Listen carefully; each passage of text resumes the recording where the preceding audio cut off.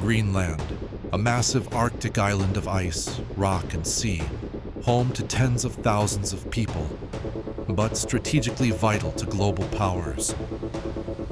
In recent years, one leader's fixation thrust Greenland into the headlines: Donald Trump.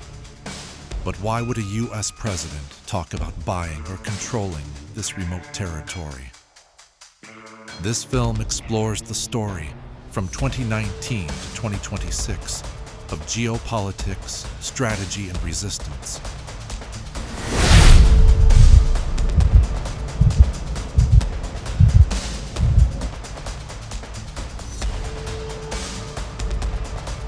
Greenland is geographically part of North America, but politically a semi-autonomous territory of the Kingdom of Denmark.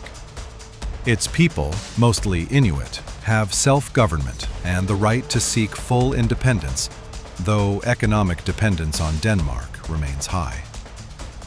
Since 1951, the United States has maintained a strategic military presence under a defense agreement with Denmark, especially at the Pituffik Space Base, a key early warning and missile defense site.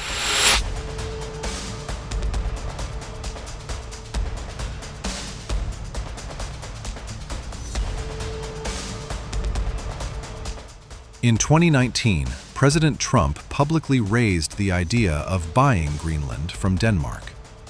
What sounded at first like a political joke quickly turned into a serious suggestion in Washington.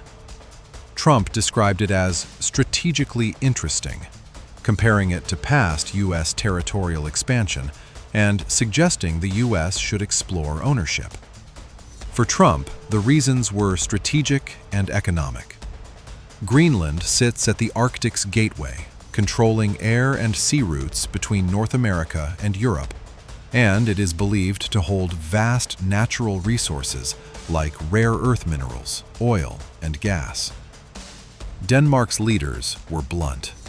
Prime Minister Mette Frederiksen declared, "Greenland is not for sale," emphasizing sovereignty and respect for the island's people.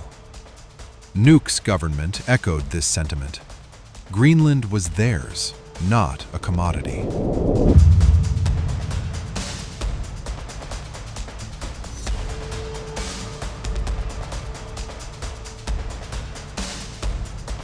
So why did Trump keep returning to this idea?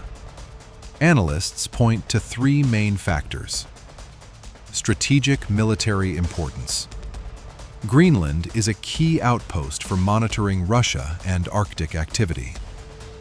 Natural resources.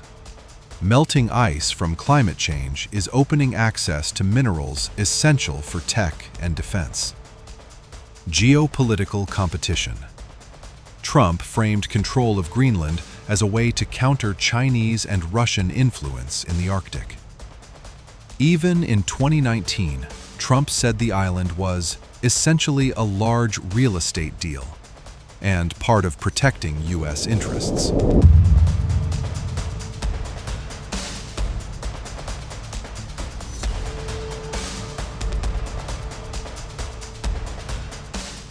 Fast forward to January 2026, and the Greenland question resurfaced with renewed force.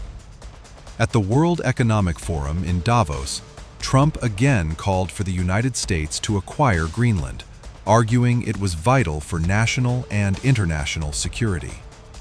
He proposed a defensive system called the Golden Dome to protect against threats from Russia and China.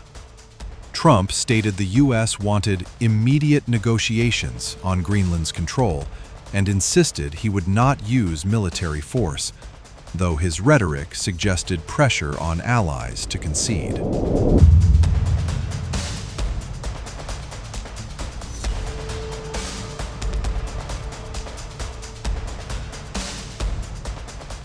The response has been firm and unified.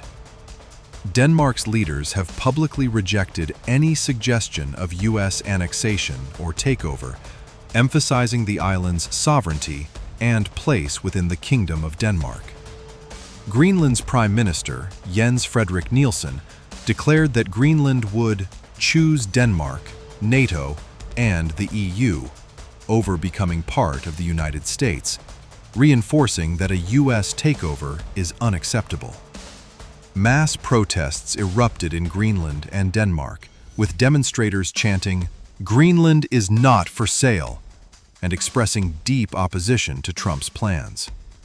Diplomatic talks involving U.S., Danish, and Greenlandic officials have begun, focusing on Arctic security without ceding sovereignty. And NATO discussions reflect broader concern about the alliance's future role in the region.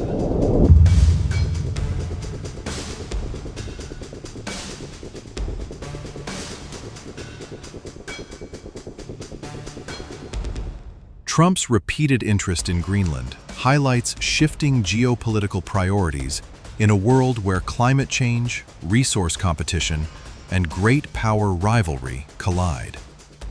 But the island's future, whether as part of Denmark, independent, or a player in global strategy, remains in the hands of its people and international law.